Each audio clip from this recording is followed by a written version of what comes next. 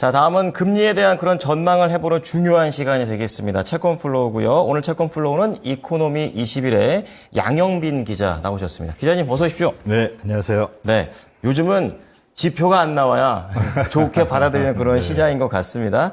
자, 오늘 고용 지표부터 좀 자세하게 뜯어봐 주실 텐데 점점 안 좋은 쪽으로 가고 있는 것 같습니다. 네, 하나씩 보면서 말씀해 주시죠. 네, 이게 고용 지표를 이제 구인 지난번에 봤던 거는 이제 졸트라고 해서 구인 얼마나 하고 있냐, 이직 얼마나 되고 있냐 이걸 봤는데요.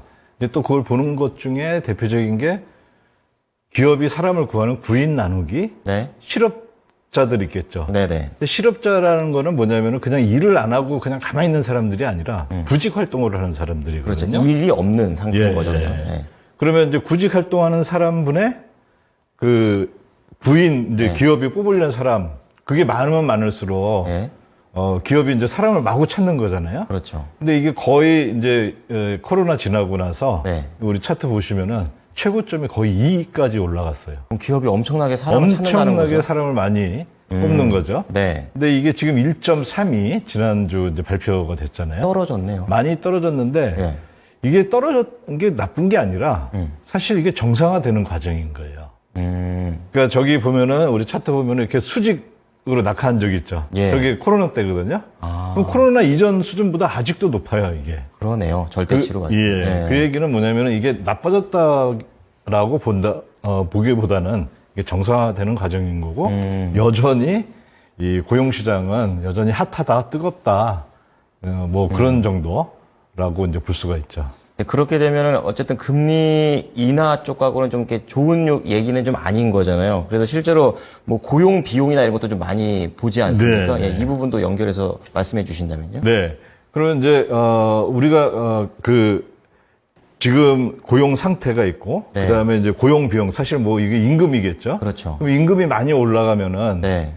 생산이라든지 이런 게 안 좋아질 거 아니에요. 그렇죠. 사람을 근데- 많이 못 쓰잖아요. 예. 그러면 이제 이거 임금만 볼 것이 아니라 어. 항상 같이 봐야 되는 것이 뭐냐면 생산성이거든요. 예. 근데 예를 들어 이제 임금이 이번 주에 10,000원에서 20,000원 올랐다. 네. 그러면 이제 기업한테는 굉장히 불리하잖아요. 돈 줘야 되니까. 그 시장 경제도 안 좋아지고. 그렇죠. 그런데 만약에 생산성이 예. 예전에는 이게 자동차 만드는 회사라면은 네. 이 근로자 한 명이 네. 한 대 만들었는데 이제 4대 만들었다. 그러면 효율이 올라간 거죠. 훨씬 올라간 그렇죠. 거죠. 그러니까 네. 임금이 2배가 됐지만은 네. 생산성은 4배가 되니까 이건 오히려 이제 이 GDP는 훨씬 더 올라가는 거겠죠. 좋은 사례군요. 이건 좋은 사례겠죠. 예, 예. 그러면 우리가 이거를 볼 때는 따로따로 볼 것이 아니라 생산성은 어떻게 되고 임금 비용, 노동 비용은 어떻게 되느냐. 이걸 보면 여기 이제 파란색이 노동 비용이에요. 네. 지난 거를 보면은 노동 비용 확 올라갔죠. 생산성은 또 거꾸로 또 떨어졌네요. 생산성은 떨어졌죠. 안 좋은 사례네요. 이거는 이제 굉장히 안 좋은 거죠. 그래서 이제 시장은 이제 이거를 이제 어떻게 해석하고 있냐면은 네. 아까 봤던 그 구인 나누기 실업 그것도 비율이 점점 떨어지고 있고 물론 여전히 높긴 하지만 떨어지는 추세고 네. 그다음에 이 생산성과 노동 비용 추세를 봤을 때 네. 이것도 안 좋아지고 있고 그러면 이제 사람들이 이거 그러면은 연준이 이제 금리 인하를 하는 방향으로 가지 않겠느냐 이렇게 보는 거겠죠. 그러니까 결국에는 경기 침체가 됐었을 때 고금리를 유지할 수 없는 게 그렇죠. 지금 연준의 기준이라면 네. 오늘 한 번도 지난번에 설명을 해주셨던 또 샴 네. 법칙, 또 샴 룰 이렇게 말씀해 주셨는데 네. 이게 경기 침체와 관련된 지표라고 말씀해 주셨죠. 네. 여기 이제 이게 샴룰은 이제 실업률을 갖고서 네. 이렇게 만들어낸 일종의 경험 법칙인데요. 저기 이제 차트를 보면은 위에가 이렇게 잘린 데가 있죠. 이거 너무 그러네요. 높아가지고 다 이제 그냥 이렇게 제가 2.0에서 자른 건데 필요한 부분만 갖고 오시는군요. 예. 그럼 이렇게 이 위로 팍 올라갈 때가 네. 항상 저거였어요. 그 경기 침체였어요. 그럼 지금은 저 바닥 찍고 다시 코로나 이후로 침체로 가는 겁니까? 이제 샴룰에서 경기 침체를 과거 데이터를 갖고서 보니까 네. 이 지표가 0.5 이상을 넘어서면은 네. 경기 침체가 꼭 일어나더라.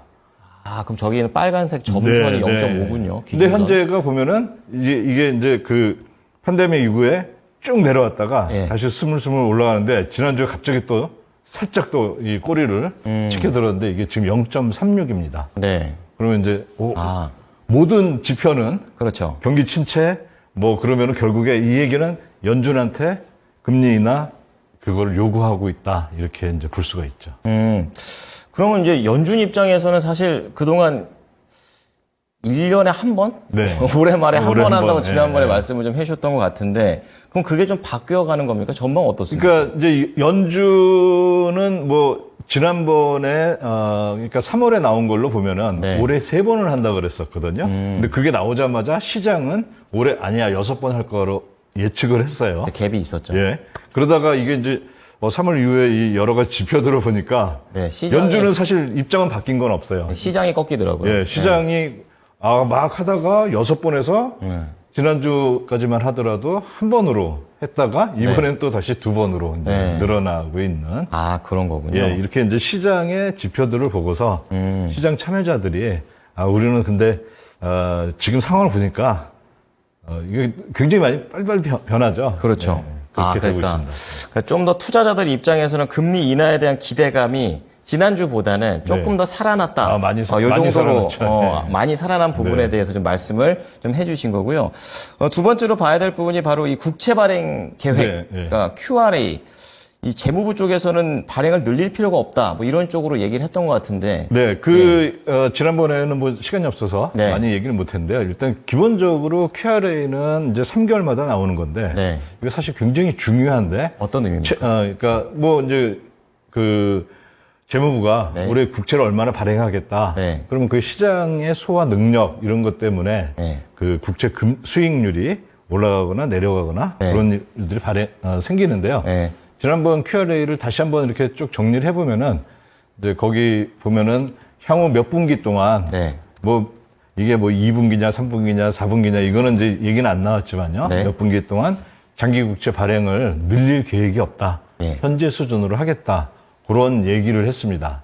그러면 미국의 국채 수익률 10년물이 이제 떨어지고 있고 네. 물론 요 얘기 때문에 한 거는 아니지만 다 복합적이겠지만. 복합적이지만 예. 이제 일단 장기 국채가 시장에 나올 출회할 물량으로 봐서는 이게 이제 그 하락 쪽으로 그 도움을 주고 있다 이렇게 생각할 수가 있습니다. 2년물 신용을 최근에 좀 밑으로 좀 가고 있는데 이런 네. 것도 하나의 배경이 된다고 말씀해 주셨고 또 바이백에 대한 부분도 지난주에 좀 말씀을 해 주셨는데 네. 이게 국채 입장에서 이제 조기 상환과 관련된 그런 네. 내용으로 알고 있습니다. 네. 어떻게 해석할까요? 그래서 지난번에도 이제 바이백은 예. 민간이 가지고 있는 헌 국채를 사주고 새 국채를 새 국채를 주는 이런 거다 이렇게 했는데 독거비에 제가 비유하셨죠. 예, 예. 네. 제가 그거를 또 한번 그 연준 그 관련된 걸 찾아보니까 네. 아주 조그맣게 네. 주석에 들어가 있더라고요. 그 디테일. 예, 재무부가 예. 그 이제 발표한 것 중에 그 주석이 아주 쬐끄맣게 잘 뭐라고? 보이지도 않아요. 뭐라고 써 있어요? 거기에서 이제 한 게 뭐냐면 민간 소유의 민간이 소유한 국채 소유 크기에는 네. 영향을 크게 주지 않을 것이다. 왜냐하면 새 국채 발행한 걸로 네. 오래된 헌 국채를 대체하기 때문이다. 그러니까 제가 얘기했던 거랑 이제 동일한 내용이 아주 작게 주석으로 이렇게 있었습니다. 그럼 QRA를 봤을 때는 국채 수익률이 떨어지고 있는 배경 중에 하나가 네. 되고 있고 바이백을 봤었을 때는 국채 수익률이 오를 가능성이 없어졌다라고 봐주는 그렇죠. 겁니까? 예. 그렇군요. 자, 그러면 오늘 내용을 보니까 고용지표가 악화된 건 어쨌든 투자자 입장에서 좋은 시그널들로 네. 잡히고 있고 또 이 QRA, 바이백 역시 네. 투자자 입장에서는 좋은 뭐 다, 시그널로 네. 잡히고 있다. 어떻게 보면 지난주랑 좀 분위기가 달라져서 네. 다행인 것 같습니다. 네, 오늘 내용 잘 들었습니다. 감사합니다. 네, 감사합니다. 네, 지금까지 채권플로우였습니다.